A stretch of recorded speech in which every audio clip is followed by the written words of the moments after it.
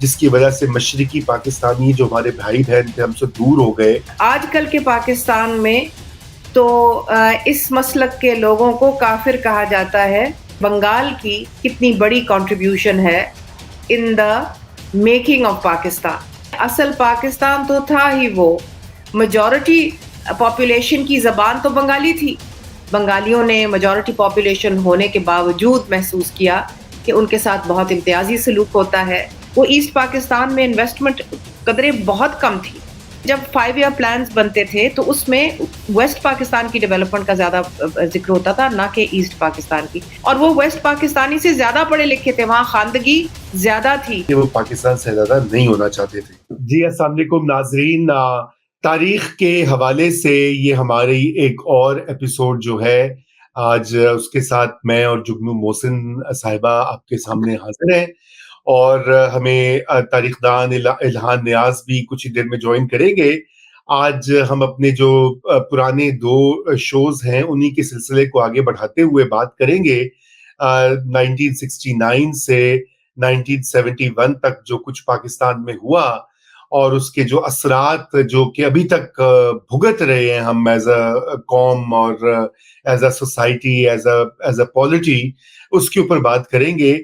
یہ بہت ہی جو ہے افسوسناک ایپیسوڈ ہے پاکستان کی تاریخ کا, اور جس میں کہ ہم نے آدھا ملک جو ہے وہ گوا دیا, اور اس کے نہ صرف آدھا ملک گوایا بلکہ ہمارے اپنے جو شہری تھے مشرقی پاکستان میں یا اب جو بنگلہ دیش کہلاتا ہے, ان کے ساتھ جو سلوک بھی ہوا وہ بھی ایک ایسی تاریخ کا حصہ ہے کہ جس کو فراموش نہیں کرنا چاہیے, بھلانا نہیں چاہیے, دبا نہیں دینا چاہیے, بلکہ اس سے کچھ سیکھنا چاہیے.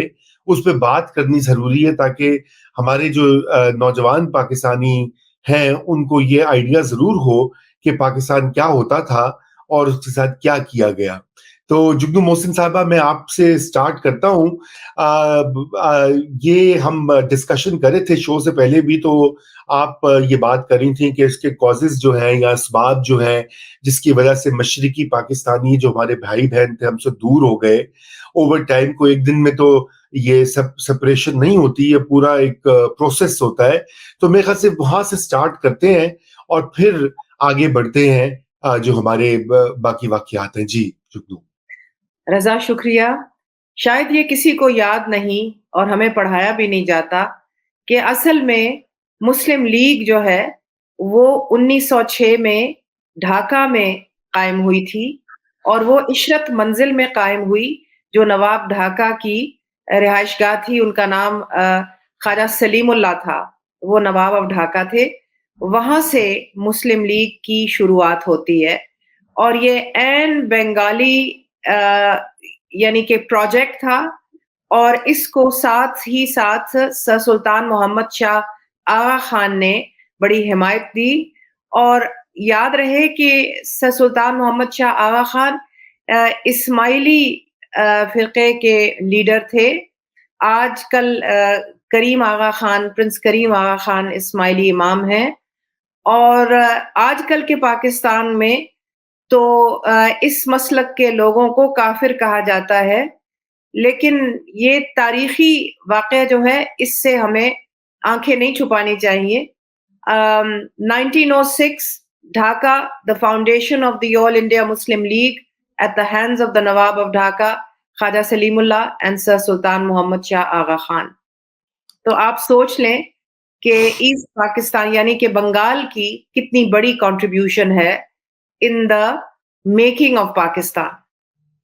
اگر آپ مجھ سے پوچھیں تو میں سمجھتی ہوں کہ اصل پاکستان تو تھا ہی وہ. اور let's if we jump to the events of 1971 1971, تو it's the first time عالمی تاریخ میں پہلی مرتبہ ایک اکثریت نے ایک اقلیت سے علیحدگی اختیار کی. عموماً اقلیتیں اکثریت سے علیحدگی اختیار کرتی ہیں, یعنی کہ minorities secede from the majority population. In this instance, and the first and only time in history that a majority population has seceded from a minority population. تو آپ خود ہی سوچ لیں کہ یہ کیا کہ کتنی بڑی یہ ایک ہیپننگ تھی. پھر آگے چلتے ہوئے اس کے بعد جدوجہد میں تو سبھی شریک تھے اور بنگالیوں نے بہت سیکریفائسز کی, بہت انہوں نے اس مسلم لیگ کی جدوجہد کی لیڈرشپ کی. جب پاکستان بنا, اور ہم اس چیز کے بارے میں پہلے ذکر کر چکے ہیں اپنے پہلے ایپیسوڈ میں, آپ کو یاد ہوگا کہ جو مسائل تھے ایسٹ اور ویسٹ پاکستان کی مابین, وہ شروع اس دن سے ہوئے جب پارٹیشن کے فوراً بعد قائد اعظم محمد علی جناح ڈھاکہ پہنچے اور وہاں انہوں نے اعلان کیا کہ سارے ملک کی ایک ہی زبان ہوگی, there will be only one national language. اور انہوں نے یہ بیان انگریزی میں دیا اور اس میں انہوں نے فرمایا کہ وہ زبان اردو ہوگی, and it will be Urdu.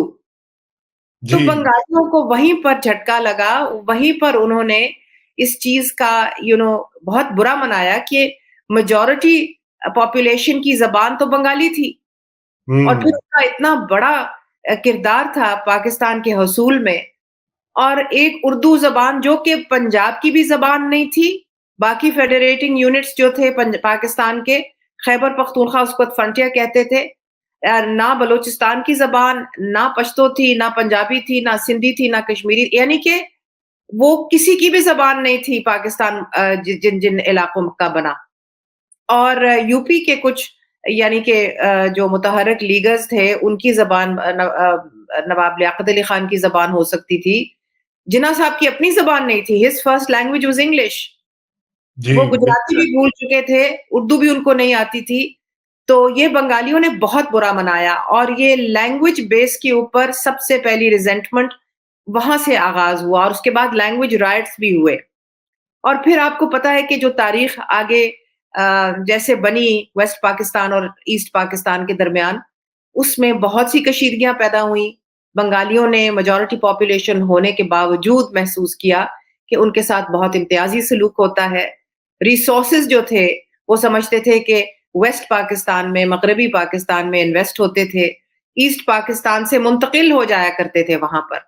یہاں تک کہ جب اسلام آباد بننا شروع ہوا تو عوامی لیگ کے لیڈر شیخ مجیب الرحمان اس وقت جوان آدمی تھے, جب وہ اسلام آباد پہلی مرتبہ آئے اور اسلام آباد کو بنتا ہوا دیکھا تو انہوں نے کہا کہ مجھے اسلام آباد کی عمارتوں سے, گلیوں سے, سڑکوں سے جھوٹ کی خوشبو آتی ہے.